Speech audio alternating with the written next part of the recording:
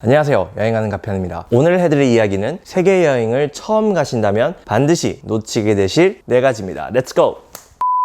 중요한 순서대로 말씀드리겠습니다. 가장 덜 중요한 거, 카카오 오픈톡방입니다. 자, 이게 뭐냐? 지금도 세계를 여행하고 계신 한국분들이 많이 계십니다. 부부도 있을 것이고요, 혼자도 있을 것이고요. 그분들이 실시간 정보, 어디 방이 비었는지, 어디가 싼지, 지금 프로모션 하고 있는지, 어디가 지금 사건 사고가 있는지, 어느 구역은 조심해라, 이런 정보들을 실시간으로 공유하고 있는 곳이 있습니다. 카카오 오픈톡방에 있는데 특정 나라만 입력하시면 바로 들어가실 수 있고요. 그 나라를 떠나실 때 바로 나오시면 되기 때문에 되게 유용하게 쓰실 수 있습니다. 한국인들이 마치 한 공동체인 것처럼 여행을 하는 그런 기분을 느낄 수가 있거든요. 특히 혼자 여행하시는 분 같은 경우에는 위험한 곳을 간다든지 혹은 혼자 하긴 좀 아쉬운 액티비티를 할 때 같이 즉석에서 팀을 만들어서 하고 또 헤어지는 이런 좋은 기능이 있으니까요. 꼭 카카오 오픈톡방은 기억해 두셨다가 도움이 필요할 때는 꼭 가입을 하셔서 여행을 하셨으면 좋겠습니다. 저희는 남미에서 가장 많이 썼던 것 같습니다. 두 번째는 언어입니다. 특히 스페인어입니다. 영어가 중요하다, 세계 여행할 때 영어 잘하면 참 유익하다라는 생각은 다들 하고 계실 거라서, 그리고 영어를 꾸준히 배워왔기 때문에 크게 문제될 거라고는 생각하시지 않을 겁니다. 그런데 말입니다, 전 세계에서 영어를 사용하는 인구가 제일 많은 건 사실이지만 두 번째가 스페인어입니다. 기가 막히게 많이 써요. 아니, 중국어인가? 중국어는 중국에서만 쓰니까 상관없고, 스페인어는 남미 전역에서 사용합니다. 멕시코까지 해가지고요. 쿠바에서도 쓰고요. 물론 스페인에서도 쓰고요. 그렇기 때문에 세계 여행을 간다, 그럼 보통 남미는 꼭 가기 마련이고요. 그러면 스페인어를 꼭 아셔야 합니다. 스페인어를 모르시면 아예 그 동네는 여행이 안 된다고 보셔도 될 정도로 영어를 못하세요. 햄버거가 암부르게사입니다. 근데 재밌는 건 햄버거를 일본어 읽듯이 읽어보시면 얼추 맞습니다. 참고로 스페인에서 H는 묵음이니까 HAM이니까 암 되고요. BUR이니까 BU를 부, 암부르, R이니까 암부르 되고요. 게, 거잖아요. GER이니까 햄버거, 그래서 암부르게, GE가 개가 되고요. 그리고 마지막이 R이 아니라 SAS였던 것 같습니다. 암부르게사스 뭐 이렇게 적혀 있었던 것 같습니다. 그래서 딱 봐도 햄버거인 줄 알 수는 있습니다.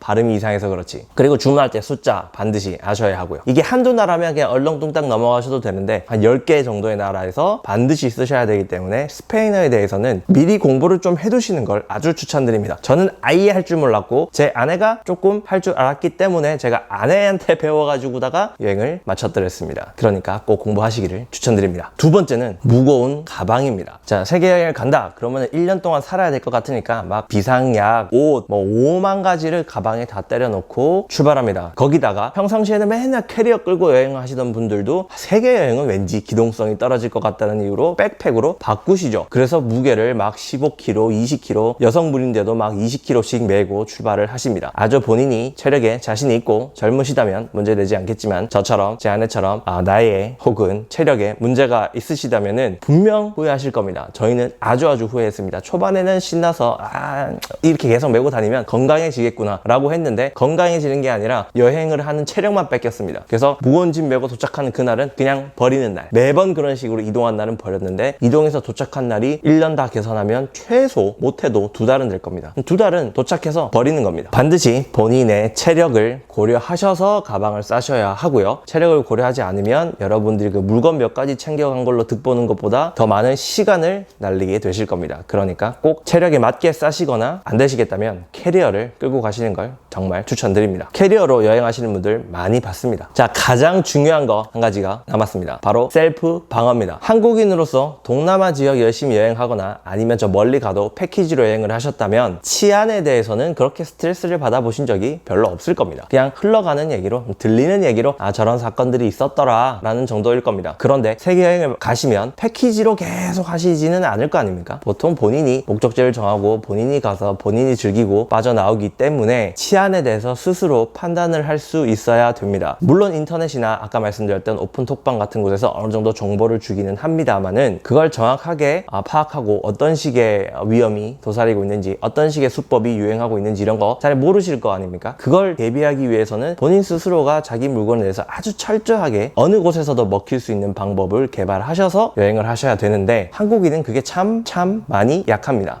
이게 좋은 거라고 해야 될지 모르겠지만 서양 친구들은 자기네 나라조차 위험하기 때문에 그런 관념이 아주 잘 잡혀 있습니다. 그래서 여행을 하다 보면 자기 나름대로의 노하우를 이미 갖고 있는 편이 많은데 한국인은 없습니다. 그러니까 인터넷을 보고 배운 걸로 뭐 복대를 찬다든지 아주 기본적인 것만 하다가 결국 털리고, 그냥 별 생각 없이 이동하는 중간에 지도를 확인하다가 지갑에서 돈 꺼내려고 꺼냈다가 여러 가지 방식으로 물건을 잃어버리고 도둑맞습니다. 이건 연습할 방법도 없고 절대 챙겨갈 수가 없습니다. 여행을 엄청 많이 해보시지 않는 한. 하지만 오늘 영상 주제는 세계여행을 처음 해보신 분이기 때문에 그냥 없다고 보시면 될 것 같습니다. 그러니 마음가짐이라도 최대한 내 물건은 절대 잃어버려서는 안 되니까 조심해야지. 그래서 지갑이나 휴대폰도 절대 주머니에 넣지 않고 가방에 넣고 그 가방을 필사적으로 지키면서 아주 스트레스 받습니다. 여행하는 내내 짜증나요. 하지만 어쩔 수 없습니다. 그것이 현실이니까. 그렇게 여행하셔야 된다는 사실을 머릿속에 꼭 기억해 두셨으면 좋겠습니다. 제 영상을 많이 보신 분들은 아시겠지만 제가 여행을 할 때 가장 높이 두는 가치가 왠지 안전인 것 같습니다. 그렇지 않나요? 지금까지 여행했던 가편이었습니다. 감사합니다.